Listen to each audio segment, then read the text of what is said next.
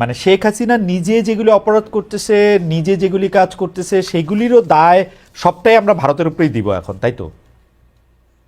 না, আমরা তা বলছি না। আমরা যেটা বলছি যে দেখুন, শেখ হাসিনার এই অপরাধগুলো সংগঠনের ব্যাপারে তাকে নানানভাবে ফ্যাসিলিটেট করা হয়েছে। তার সর্বশেষ দৃষ্টান্ত হচ্ছে যে তাকে তো ফ্যাসিলিটেট চীনও করছে, 2টা সাবমেরিন দিছে ভারতের এটা টহল দেওয়ার জন্য। সাবমেরিন এই যে পদ্মা সেতু বানাইতে টাকা দিছে, মিথ্যা কথা বলে বলে সে টাকা। হ্যাঁ, সাবমেরিন কিন্তু কোনো ক্রাইমস এগেইনস্ট হিউম্যানিটি সংগঠনের কাজে ব্যবহৃত হয়নি। এবং পদ্মা সেতুতে সে ঋণ যেটা দিয়েছে সেটা দিয়ে বাংলাদেশের ইনফ্রাস্ট্রাকচার ডেভেলপমেন্ট হচ্ছে, যদিও সেখানে দুর্নীতি হয়েছে। আমি বলতেছি কিন্তু ধরেন একটা গুমের ক্ষেত্রে যখন সাহায্য করবে, যখন সীমান্ত খালি করে বাংলাদেশের জনগণের উপরে আঘাত করো, তোমার সৈনিককে নিয়ে সীমান্ত খালি করে দাও, এই ধরনের সম্পৃক্ততা এক জিনিস নয়। সেটা তো আপনি বলতেছেন, মানে এটা তো আপনার বলা, মানে আমি তো আর এটার ফ্যাক্ট আমি জানি না। মানে বাংলাদেশের কোন সরকার প্রধান সীমান্ত খালি করে দাও, সৈনিকদের মারা, এটা ইটস লাইক, মানে এটা অনেক বড় স্টেটমেন্ট। মানে এটা নিশ্চয়ই সৈনিকদের মারা না, আমি আপনাকে বলছি দায়িত্ব নিয়ে। আমাদের তদন্তের মাধ্যমে আমরা পাচ্ছি যে যখন 5ই আগস্টের যখন ঢাকাকে কন্ট্রোল করতে পারছিল না, তখন প্রাইম মিনিস্টার নির্দেশ দিয়েছিলেন বিজিবিকে যে তোমরা সীমান্ত থেকে ঢাকা শহরের দিকে মার্চ করো। এবং আপনারা জানেন যে 5ই আগস্ট বিভিন্ন রাস্তায় রাস্তায় বিজিবির সাথে ছাত্র জনতার সংঘর্ষ হয়েছে, তারা ঢাকার দিকে মার্চ করছিল। সেই তথ্য আছে। বিডিআর নিয়োগ করতে হলে তো সীমানা থেকেই নিতে হবে, আর কোথাও থেকে তো নিয়োগ করার উপায় নাই, মানে বিজিবিকে নিয়োগ করা। তাহলে সীমান্তকে অরক্ষিত রেখে আপনি সৈনিকদেরকে ঢাকার দিকে মার্চ করতে বলা, এবং সেক্ষেত্রে আবার যখন বলা হয়েছে যে আমি যেটা করব, তো তাহলে তো সীমান্ত অরক্ষিত হয়ে যাবে। তখন তিনি যে অ্যান্সার গুলো দিয়েছেন, যেগুলোর প্রমাণ আমরা পেয়ে গেছি আমাদের হাতে। তো এগুলোর থেকে এগুলো অনেক বেশি শক্ত কথা, কিন্তু ইট ইজ রিয়ালিটি। ঠিক আছে, আমি মেনে নিলাম। এমনিতেই লোকে বলতেছে যে আমি আওয়ামী লীগের প্রেসিডিয়ামের সদস্য কিনা, কেন তো আওয়ামী লীগের হয়ে কথা বলতেছি যে ভাই।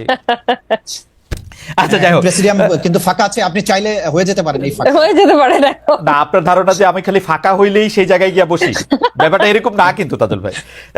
মানে মানে মানে এটা এটা এটা আমি, আচ্ছা, আমার 2টা প্রশ্ন এটার মধ্যে এটা আছে। সেটা হচ্ছে যে সারা দেশে আওয়ামী লীগ নেতাকর্মীদের আসামি হিসাবে আদালতে হাজির করা হলে তাদের উপর ডিম মলমূত্র নিক্ষেপ, অনেক ক্ষেত্রে আইনজীবীদের কে দাঁড়াতে না দেওয়া, এইটা আপনি দীর্ঘদিন, মানে এইটা আপনি ফেস করেছেন, কারণ আমরা আপনাদের সাথে কথা বলেছি, এইটা আপনি আসলে কিভাবে দেখেন যে এটা ঠিক হচ্ছে? প্রথম কথা হচ্ছে আমার দায়িত্বের মধ্যে আছে আন্তর্জাতিক অপরাধ ট্রাইব্যুনাল।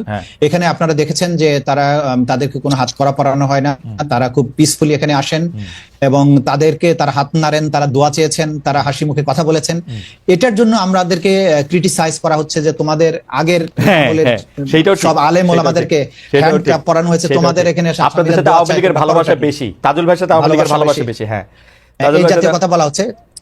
তো এটা যেটা জজ কোর্টে প্রথম দিকে ধরেন যখন ম্যাজিস্ট্রেট কোর্টগুলোতে তাদেরকে হাজির করা হয়েছে, তখন জাস্ট বিপ্লবের পর একটা তখন একটা ট্রমার থেকে বেরিয়ে আসা, এবং মানুষ তখন অনেক বেশি উত্তেজিত, শহীদদের রক্ত তখনও শুকায় নাই, মানুষ আহত, তখন একটা ইমোশনের ভিত্তিতে যেগুলো হয়েছে সেগুলো অনাকাঙ্ক্ষিত, এগুলো আদালত অঙ্গনে হতে দেওয়া উচিত নয়। তবে এটা কিন্তু এখন বন্ধ হয়ে গেছে, এবং আমরা কেউই চাইবো না যে এই ধরনের পরিবেশ অন্তত আদালতে হোক। আচ্ছা, জয় বাংলা এখন জাতীয় স্লোগান না, কিন্তু এই স্লোগান নিষিদ্ধও না, কিন্তু আমাদের কাছে খবরগুলো এরকম আসতেছে যে জয় বাংলা স্লোগান দিতে গেলে আক্রমণের মুখে পড়তেছে। জয় বাংলা স্লোগান দেওয়ায় বা লেখার কারণে চাঁপাইনবাবগঞ্জে ছাত্রলীগের 2জন কর্মীকে হত্যা করা হয়েছে। মানে সিরিয়াসলি এরকম ঘটনা ঘটতেছে আসলে তাজুল ভাই? আমার জানা নেই, তবে জয় বাংলা স্লোগানকে যেভাবে অপব্যবহার করা হয়েছে, প্রত্যেকটা অপকর্মের সাথে, হত্যাকাণ্ড, দুর্নীতি করতে গিয়ে জয় বাংলা স্লোগান দিয়েছে, মানুষ মারতে গিয়ে জয় বাংলা স্লোগান দিয়েছে, ব্যালট বাক্স ছিনতাই করতে গিয়ে জয় বাংলা স্লোগান দিয়েছে। এইভাবে যখন একটা অপরাধের স্লোগান হয়েছে, যখনই সে ধরা পড়তে গেছে তখন সে জয় বাংলা বলে ফেলেছে। কারণ হচ্ছে যে কারণ এই জয় বাংলা বলতে গেলে তো আর আওয়ামী লীগের সার্টিফিকেট লাগে না, এটা তো আমিও বলতে পারি, আপনিও বলতে পারেন, তাই না?